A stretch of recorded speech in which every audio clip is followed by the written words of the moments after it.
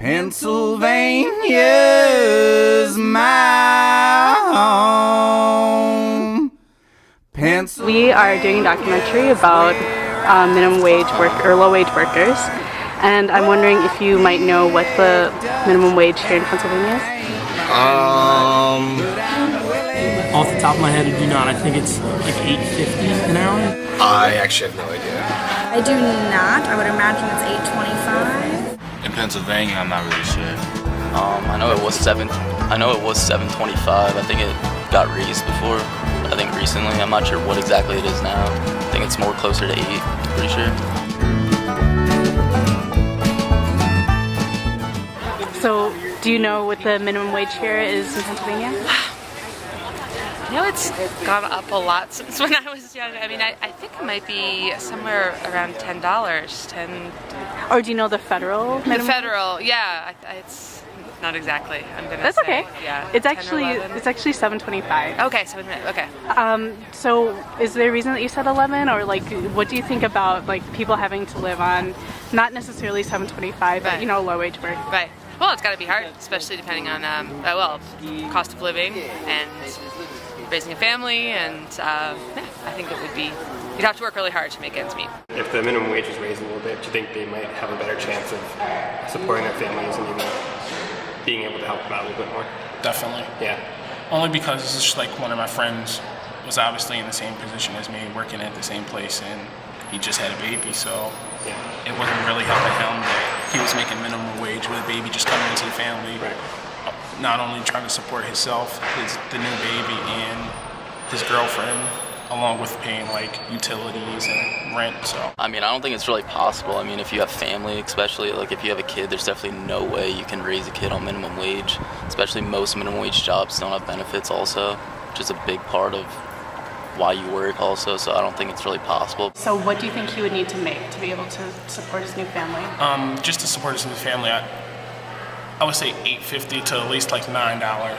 So it's a pretty small increase, and that would make a huge difference. It'd make us like we talk frequently, just to just to see how he's doing and everything. It's just like he's not only working one job, he's working 2 jobs, just to try to keep up with like everything that he's obligated to do. So has that been easy to find a job that pays more than minimum wage? Not really. I mean, a lot of it's who you know. You try to build as much connections as you possibly can, but as far as just going in, not knowing anybody and applying, not at all.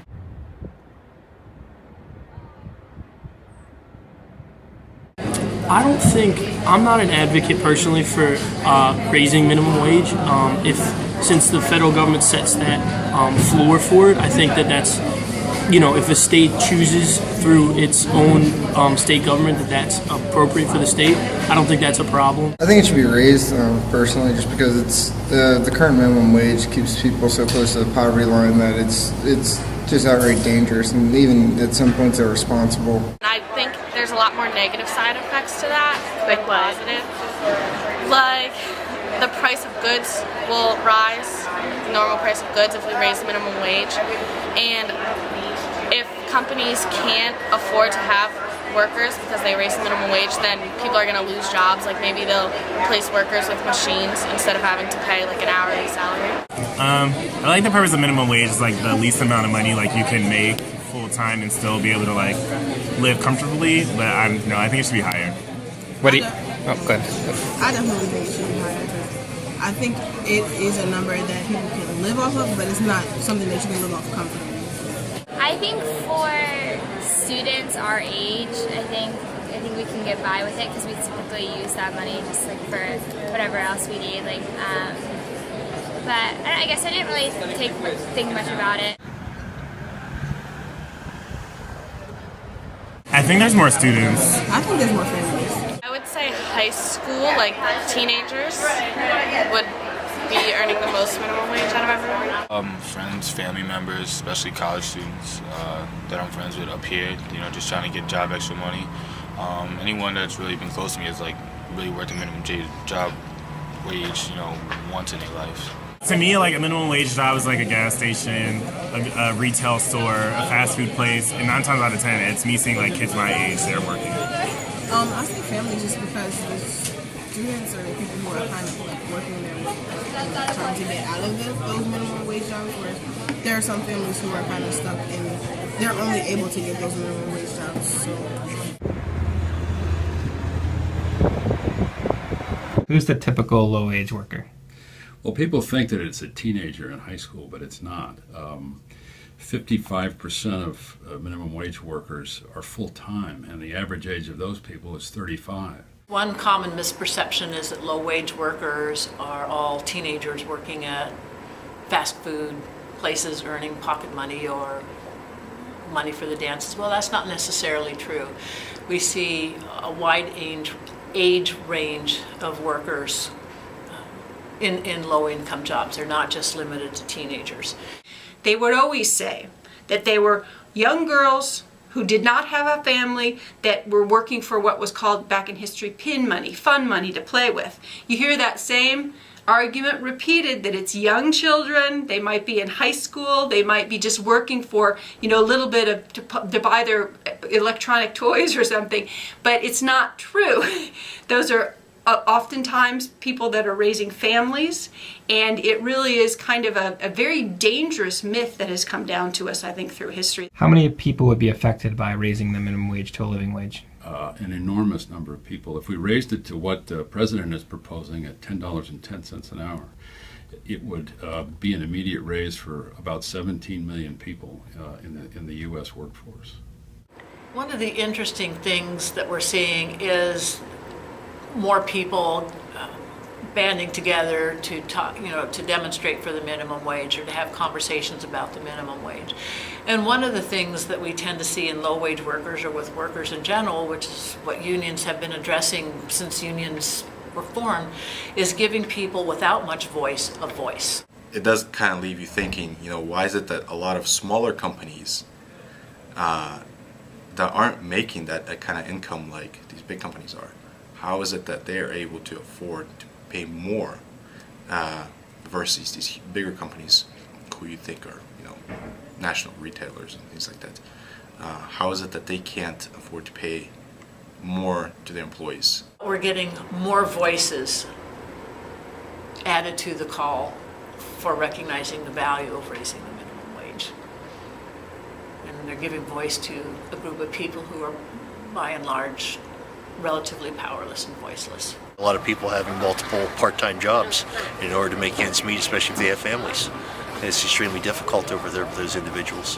And some of them are still on WIC or on food stamps. And now the situation with food stamps being cut back, those people are really going to be in a very difficult situation, precarious situation to feed their families. They're going to have to make some choices, either feed their families or pay their utility bills. That shouldn't be in America. Well, if you look at the subsidies that the government provides to employers like Walmart or fast food franchises, it's worth something like $7 billion a year in taxpayer money that subsidizes those corporations because their employees are paid so little that they qualify for food stamps, or they qualify for housing assistance, or they qualify for other kinds of benefits from the government, and that's a direct subsidy to corporations that shouldn't be getting taxpayer money and should be paying their employees enough to be able to live. There's enough for everybody. How many homes does someone need? How many cars does someone need? Over here, who needs $30 million a year to live on? And somebody's having subsistence wages over here making $15,000 to $20,000. It's an equality issue over here, and the rich and the poor becoming a wider gap.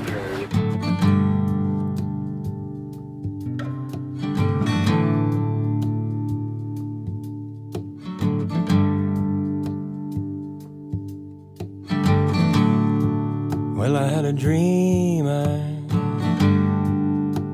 stood beneath an orange sky.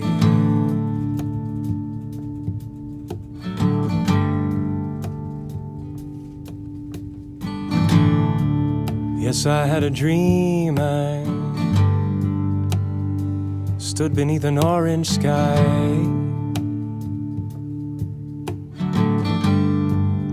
With my brother standing by,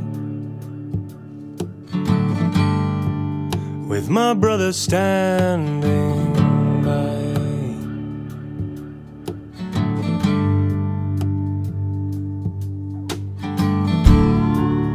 said, brother, you know, it's a long road we've been walking on.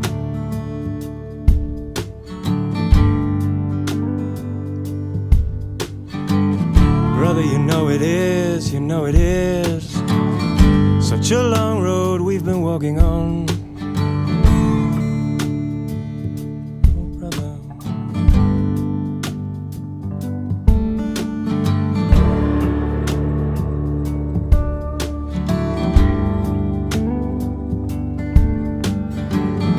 And I had a dream, I stood beneath an orange sky, with my sister standing by, with my sister standing